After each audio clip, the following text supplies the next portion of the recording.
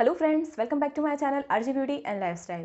तो आज ना मैं आपके साथ में एक ऐसे टॉपिक के बारे में बात करने वाली हूँ जो कि मुझे ऐसा लगता है कि बहुत से लोगों को फेस करना पड़ता है, बहुत सी लड़कियाँ उस प्रॉब्लम को फेस करती है।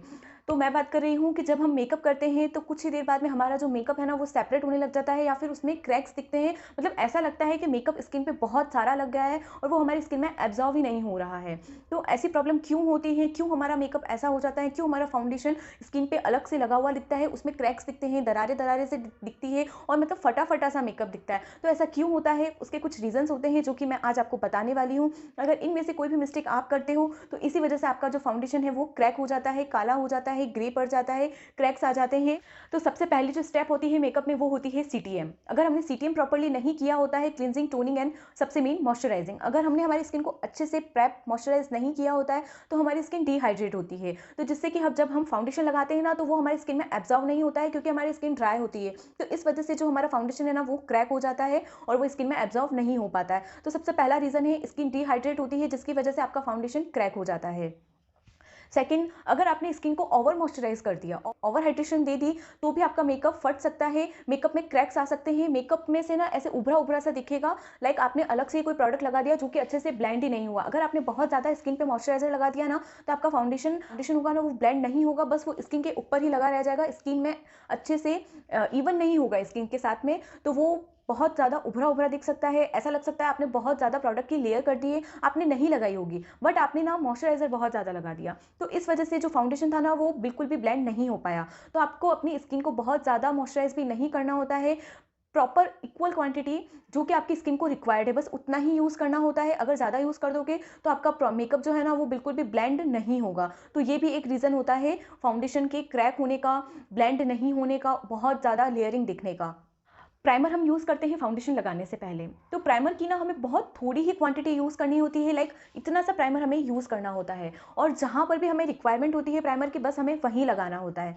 तो अगर हमने बहुत ज़्यादा प्राइमर अगर अपने फेस पे लगा दिया और वो अच्छे से स्किन में ब्लेंड नहीं किया आपने और वो स्किन के ऊपर ही लगा रह गया, तो आपका जो फाउंडेशन है ना वो क्रैकी हो सकता है, एक जगह इकट्ठा हो सकता है और फाउंडेशन की ना क्रैक्स दिख सकती है, ऐसे पपड़ी पपड़ी सा ड्राई ड्राई सा लग सकता है। क्योंकि ना प्राइमर को हमें हमारी स्किन में डैप करके और प्रेस करके सेट करना होता है। अगर हम इस तरह से रगड़ रगड़ के ऐसे करके प्राइमर को लगाएंगे ना तो वो हमारी स्किन से हट जाएगा और ऐसे जब हम करते हैं ना तो हमारा जो हमने मॉइस्चराइजर लगाया था वो प्राइमर के साथ में मिक्स हो जाता है और उसके बाद में ना तो प्राइमर अच्छे से सेट होता है, ना ही मॉइस्चराइजर अच्छे से सेट हुआ होता है। और उसके बाद में जब हम फाउंडेशन लगाते हैं तो वो तो बिल्कुल सेट होगा ही नहीं क्योंकि आपने इसके पहले की स्टेप्स ही गलत कर दी। तो इसलिए हमें प्राइमर की बहुत थोड़ी ही क्वांटिटी यूज़ करनी होती है और जहाँ रिक्वायरमेंट है बस वही यूज़ करनी होती है। हम क्या करते हैं ना, क्लींजिंग करी, उसके बाद टोनर लगा दिया और उसी के बाद में हमने मॉइस्चराइज़र या फिर सीरम लगा दिया और उसी के बाद में हम प्राइमर लगा देते हैं। बिल्कुल भी गैप नहीं रखते हैं, जस्ट एक के बाद एक हम प्रोडक्ट लगाए जाते हैं, लेयरिंग करते जाते हैं स्किन पे। और जो पहला प्रोडक्ट आपने यूज़ किया था जैसा कि टोनर, वो हमारी स्किन में एब्जॉर्व ही नहीं हुआ होता है और हम सीरम लगा देते हैं। सीरम अच्छे से स्किन में एब्जॉर्व नहीं होता है, मॉइस्चराइज़र लगा देते हैं, फिर प्राइमर लगा देते हैं, लगाते जाते हैं, बिल्कुल भी टाइम गैप नहीं देते हैं। तो ये बहुत ही गलत स्टेप होती है, बहुत ही गलत वे होता है प्रोडक्ट एप्लीकेशन का। आपको हर एक प्रोडक्ट को अप्लाई करने के बाद में कम से कम 2 से 3 मिनट या फिर 5 मिनट का गैप आपको देना ही चाहिए ताकि प्रोडक्ट जो है ना वो स्किन में अच्छे से सेट हो जाए, एब्जॉर्ब हो जाए और बहुत अच्छा वर्क करे। जब आप टाइम गैप दोगे ना तो आप खुद देखोगे कि आपका जो मेकअप है ना वो बहुत अच्छा होगा। आपने अगर प्राइमर तक अच्छे से टाइम दे दिया ना अपनी स्किन पे प्रोडक्ट को, तो उसके बाद में आपका मेकअप अच्छा होने से कोई भी नहीं रोक सकता। आपका फाउंडेशन बहुत अच्छे से सेट होगा, आपका कंसीलर बहुत अच्छे से सेट होगा, आपका मेकअप एकदम लॉन्ग लास्ट करेगा। तो आपको सीटीएम पी तक की स्टेप अच्छे से करनी होती है ताकि आपके आगे की स्टेप्स अच्छी हो। तो आपको टाइम गैप देना बहुत ज़्यादा ज़रूरी होता है। तो आज से ही इस बात को ध्यान रखना कि अगर आप ये गलती करते हो तो अब ये गलती मत करना और फिर आप देखना कि आपका मेकअप कितना अच्छा होता है।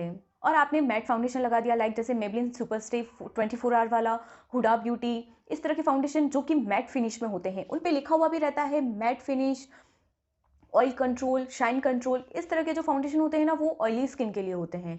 और अगर आपने उन्हें ड्राई स्किन पे यूज़ कर दिया तो डेफिनेटली आपका फाउंडेशन क्रैक होगा, आपका फाउंडेशन फटेगा, आपकी स्किन में सेट नहीं होगा क्योंकि आपने ऑयली स्किन का फाउंडेशन यूज़ किया है।